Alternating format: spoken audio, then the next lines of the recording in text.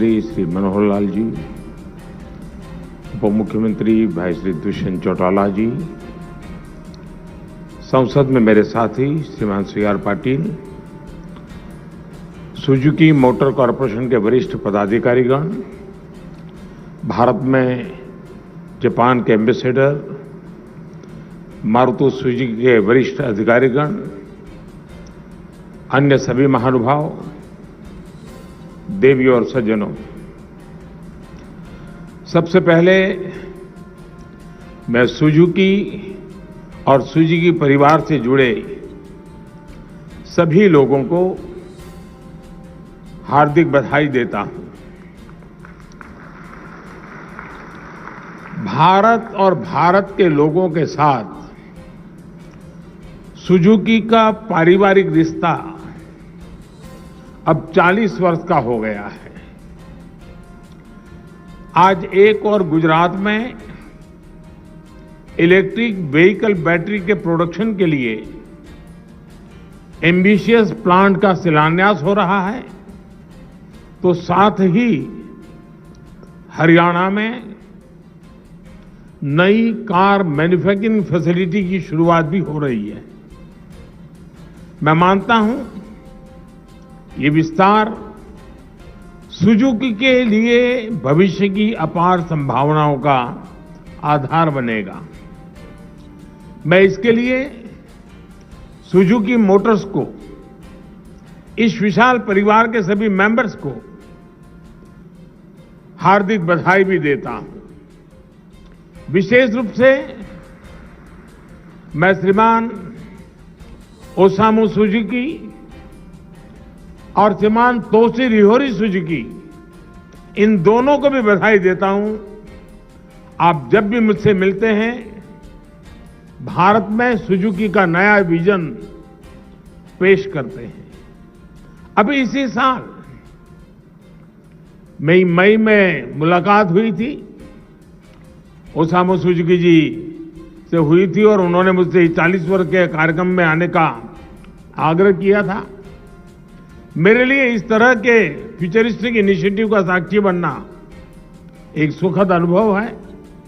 साथियों, मारुति सुजुकी सफलता भारत जापान की मजबूत पार्टनरशिप का भी प्रतीक है।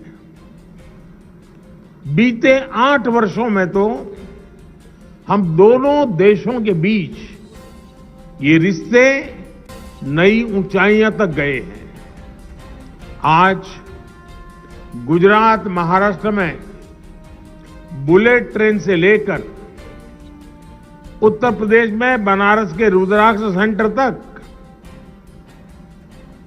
विकास की कितनी ही परियोजनाएं भारत जापान दोस्ती का उदाहरण है। और इस दोस्ती की जब बात होती है तो हर एक भारतवासी को हमारे मित्र, पूर्व प्रधानमंत्री स्वर्गीय शिंजो आबे जी, उनकी याद जरूर आती है। आबे-शान जब गुजरात आए थे, उन्होंने जो समय यहां बिताया था, उसे गुजरात के लोग बहुत आत्मीयता से याद करते हैं। हमारे देशों को और करीब लाने के लिए जो प्रयास उन्होंने किए थे, आज PM किशिदा उसे आगे बढ़ा रहे हैं। अभी हमने प्रधानमंत्री किशिदा का वीडियो संदेश भी सुना। मैं इसके लिए प्रधानमंत्री किशिदा और जापान के सभी नागरिकों का भी भारत की ओर से अभिनंदन करता हूं। साथियों, मैं इस अवसर गुजरात और हरियाणा के लोगों को भी अनेक अनेक शुभकामनाएं देता हूं, जो देश के औद्योगिक विकास और मेक इन इंडिया को लगातार गति दे रहे हैं। इन दोनों ही राज्यों की सरकारों की जो विकास परक, उद्योग परक नीतियां हैं, ईज ऑफ डूइंग बिजनेस की दिशा में जो प्रयास है, उनका लाभ करोड़ों प्रदेशवासियों को और विशेष रूप से युवाओं को मिल रहा है। साथियों, इस खास आयोजन में आज मुझे बहुत कुछ पुराना याद आना स्वाभाविक है। मुझे याद है 13 साल पहले जब सुजुकी कंपनी अपनी मैन्युफैक्चरिंग यूनिट के निर्माण के लिए गुजरात आई थी, तब मैंने कहा था कि जैसे जैसे हमारे मारुति के मित्र गुजरात का पानी पिएंगे, उन्हें भली भांति पता चल जाएगा कि विकास का परफेक्ट मॉडल कहां है।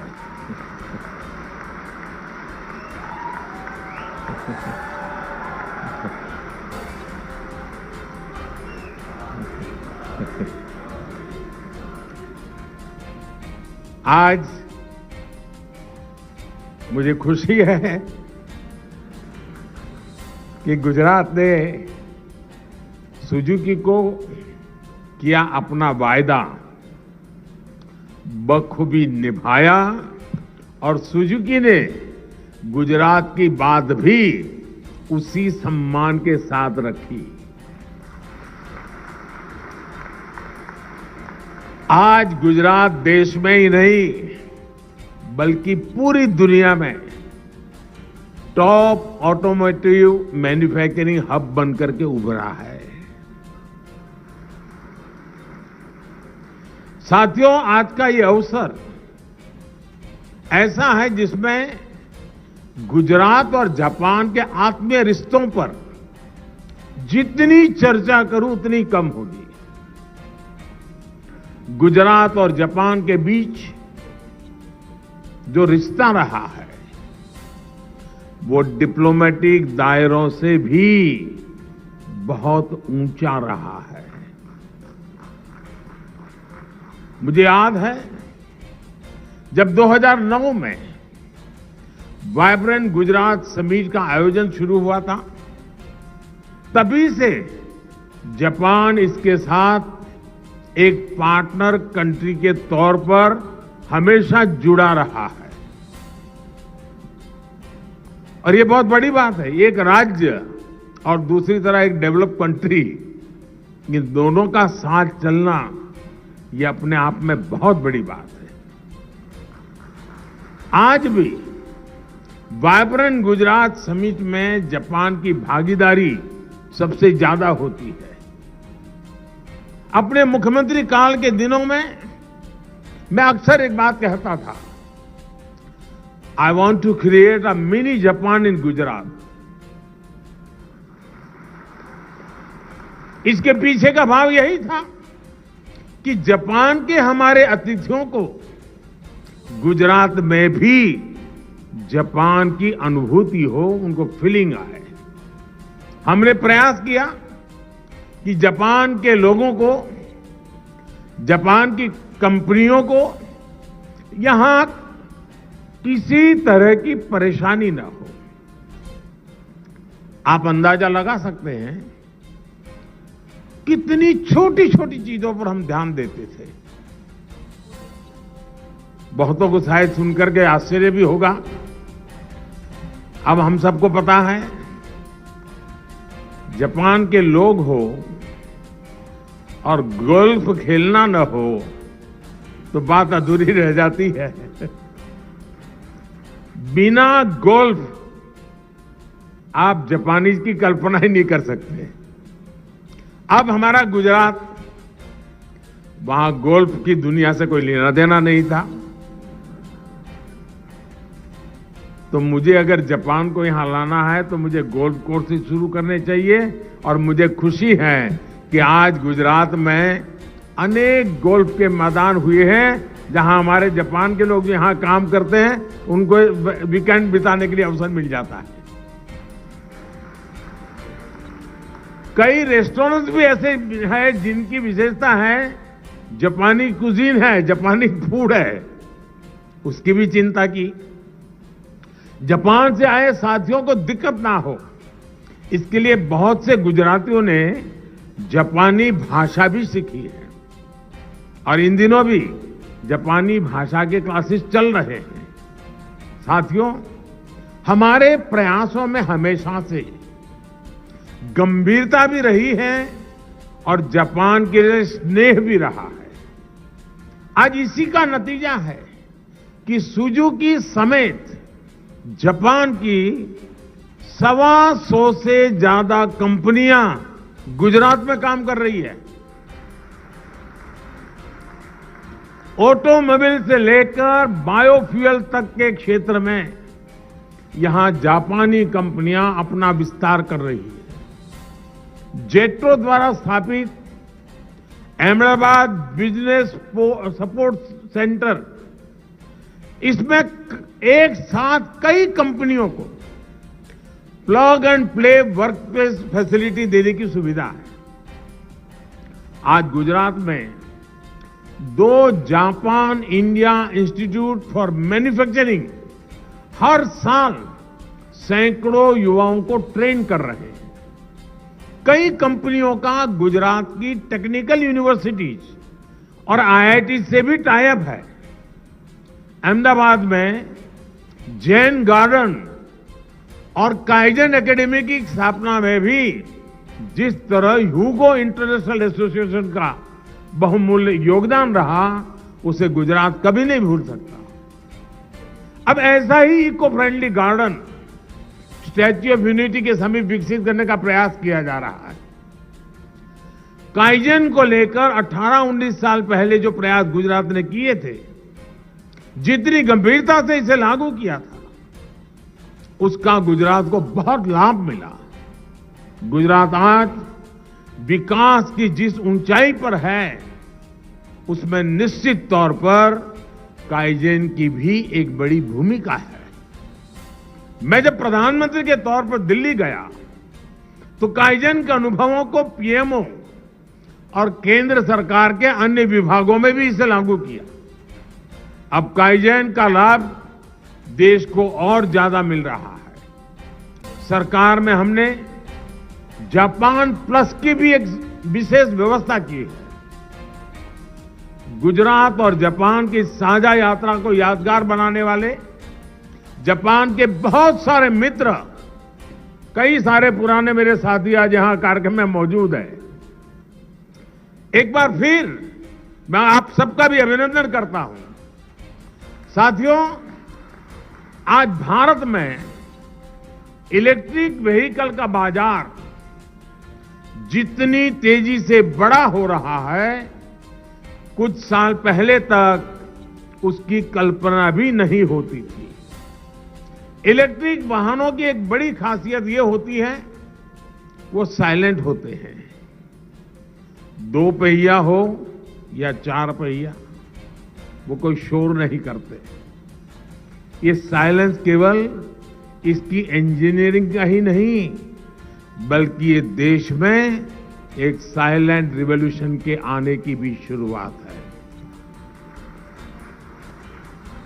आज लोग ईवी को एक एक्स्ट्रा व्हीकल नहीं समझ रहे, वो उसे प्रमुख साधन मानने लगे हैं। देश भी पिछले 8 वर्षों से इस बदलाव के जमीन तैयार कर रहा था। आज हम इलेक्ट्रिक व्हीकल इकोसिस्टम में सप्लाई और डिमांड दोनों पर तेजी से काम कर रहे हैं। सरकार इलेक्ट्रिक व्हीकल के खरीदारों को कई तरह के इंसेंटिव दे रही है ताकि डिमांड में तेजी आए। इनकम टैक्स में छूट से लेकर लोन को आसान बनाने जैसे कई कदम उठाए गए हैं, जिससे इलेक्ट्रिक व्हीकल्स की मांग बढ़े। इसी तरह ऑटोमोबाइल और ऑटो कंपोनेंट्स में पीएलआई स्कीम के जरिए सप्लाई बढ़ाने की दिशा में भी तेजी से काम हो रहा है। सरकार ने इलेक्ट्रिक व्हीकल के पूरे इकोसिस्टम को रफ्तार देने के लिए कई कदम उठाए हैं। पीएलआई स्कीम के जरिए बैटरी मैन्युफैक्चरिंग को उसको भी काफी बढ़ावा मिल रहा है। इलेक्ट्रिक व्हीकल चार्जिंग इंफ्रास्ट्रक्चर को तैयार करने के लिए भी देश ने कई नीतिगत फैसले लिए हैं। 2022 के बजट में बैटरी स्वैपिंग पॉलिसी को पेश किया गया है। टेक्नोलॉजी शेयरिंग जैसी नीतियों पर नई शुरुआत हुई है। सप्लाई, डिमांड और इकोसिस्टम की मजबूती से ईवी सेक्टर का आगे बढ़ना तय है। यानी ये साइलेंट रिवॉल्यूशन आने वाले दिनों में बड़ा परिवर्तन करने के लिए तैयार है। साथियों, आज जब हम ईवी जैसे क्षेत्रों की बात करते हैं तो हमें अपने देश के क्लाइमेट कमिटमेंट को और उसके टारगेट्स को भी सामने रखना बहुत आवश्यक है। भारत ने COP26 में ये घोषणा की है कि वो 2030 तक अपनी इंस्टॉल्ड इलेक्ट्रिकल कैपेसिटी की 50% क्षमता नॉन फॉसिल सोर्स से हासिल करेगा। हमने 2070 के लिए नेट जीरो का लक्ष्य तय किया है। इसके लिए हम ईवी चार्जिंग इंफ्रास्ट्रक्चर और ग्रिड स्केल बैटरी सिस्टम जैसे एनर्जी स्टोरेज सिस्टम को इंफ्रास्ट्रक्चर की हार्मोनाइज्ड लिस्ट में शामिल करने की तैयारी कर रहे हैं। साथ ही हमें बायोगैस, फ्लैक्स फ्यूल जैसे विकल्पों की और भी बढ़ना होगा। मुझे खुशी है कि मारुति सुजुकी इसी दिशा में biofuel, ethanol blending, hybrid EV जैसे तमाम विकल्पों पर भी काम कर रही है। मेरा सुझाव है कि इसके साथ साथ सुजुकी कंप्रेस्ड बायोमीथेन गैस यानी सीबीजी जैसी संभावनाओं से जुड़े प्रोजेक्ट भी शुरू कर सकती है। भारत की दूसरी कंपनियां भी इस दिशा में काफी काम कर रही है। मैं चाहूंगा कि हमारे यहां एक हेल्दी कंपटीशन के साथ साथ म्यूचुअल लर्निंग का भी और बेहतर माहौल बने। इसका लाभ देश और व्यापार दोनों को होगा। साथियों, अगले 25 वर्षों के अमृतकाल में हमारा लक्ष्य है कि भारत अपनी ऊर्जा जरूरतों के लिए आत्मनिर्भर बने। हम जानते हैं कि आज ऊर्जा आयात का एक बड़ा हिस्सा ट्रांसपोर्ट से जुड़ा है। इसलिए इस दिशा में इनोवेशन और प्रयास हमारी प्राथमिकता होनी चाहिए। मुझे भरोसा है आपके और ऑटो सेक्टर के सभी साथियों के सहयोग से देश अपना ये लक्ष्य जरूर पूरा करेगा। हम विकास और समृद्धि के लक्ष्य पर उसी गति से पहुंचेंगे जो गति आज हमारे एक्सप्रेस वेज पर दिखाई देती है। इसी भावना के साथ मैं आप सभी का बहुत बहुत धन्यवाद करता हूं और सुजुकी परिवार को हृदय से बहुत बहुत शुभकामनाएं देता हूं और मैं उनको विश्वास दिलाता हूं कि आप विस्तार के जो भी सपने लेकर के चलेंगे उसे गति देने में चाहे राज्य सरकार हो या केंद्र सरकार हो, हम कहीं पर भी पीछे नहीं रहेंगे। इसी भावना के साथ आप सबका बहुत बहुत धन्यवाद।